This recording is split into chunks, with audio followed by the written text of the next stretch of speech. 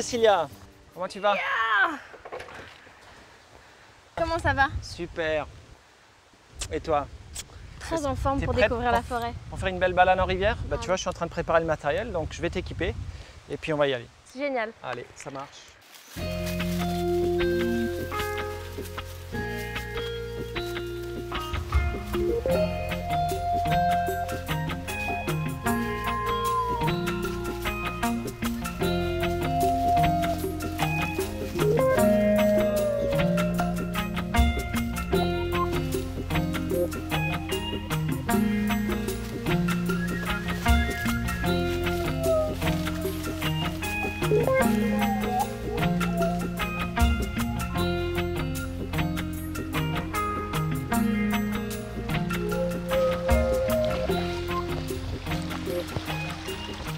Ah tiens, regarde, on a un truc sympa là. Je vais te montrer, viens voir. Qu'est-ce que c'est? C'est ce qu'on appelle un bois de fer ou encore tanda caillou. Oh, je vais te montrer pourquoi c'est un bois de fer. je te propose de le soulever Je vois déjà à quel point que ça et a tu l'air me d'être diras du- des nouvelles. Oh là là, la densité, la Voilà, vache. alors c'est un super bois de Incroyable. construction qui est extrêmement dur et qui n'est pas mangé par les termites, et qui est quasiment imputrescible. Voilà. Donc on en retrouve beaucoup ici dans la forêt. Alors on en trouvait beaucoup, maintenant très peu parce qu'elles ont été très exploitées en fait pour justement faire des constructions. Voilà, donc c'est il y a magnifique, de donc rares endroits comme Adéo où on en trouve encore. Voilà. Superbe. Allez, on continue. Oui.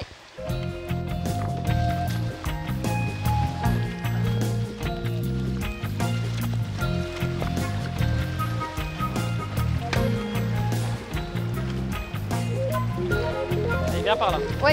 Allez, hop, te on va suis. passer là. Tu fais attention. Ouais.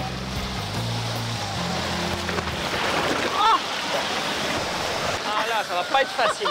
Allez, je vais t'aider là. J'adore. Viens.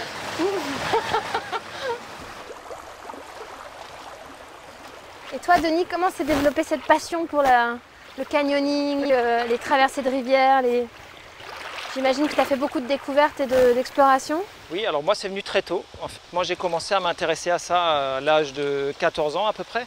Parce que je suis né dans l'est de la France, en Alsace. Et depuis tout petit, en fait, je pratique donc la moyenne montagne, donc dans la région des Vosges.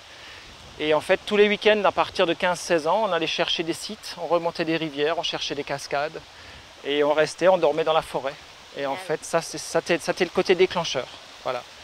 Quand je suis arrivé ici, j'ai trouvé que la nature était vraiment luxuriante. Et ça fait à peu près 11 ans que j'ai monté mon entreprise qui s'appelle Guadeloupe Aventure, où maintenant je propose aux gens de découvrir la nature à travers des descentes de rivières.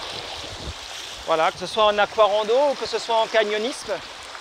Donc aujourd'hui, ce qu'on a fait, c'est plutôt c'est une aquarando. On n'utilise pas trop de matériel. Par contre, on peut aussi faire du canyon où on découvre en fait la rivière en faisant des rappels avec cordes, baudriers, etc.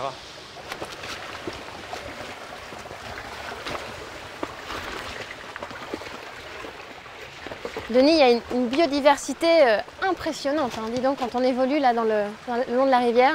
Oui, alors ici, ce qui est génial, c'est l'espèce d'exubérance des plantes tropicales. Alors, tu as un excellent exemple devant toi là. Alors, c'est ce qu'on appelle la ciguine blanche ou encore ici couramment l'oreille d'éléphant. En fait, elles entendent tout ce que tu dis. Donc, il faut faire très attention. Donc, cette plante-là fait partie d'une famille de plantes qui est très intéressante. C'est la famille des épiphytes. Alors, les plantes épiphytes, c'est ce que tu vois sur le tronc là. En fait, ce sont toutes ces plantes qui poussent sur des troncs d'arbres.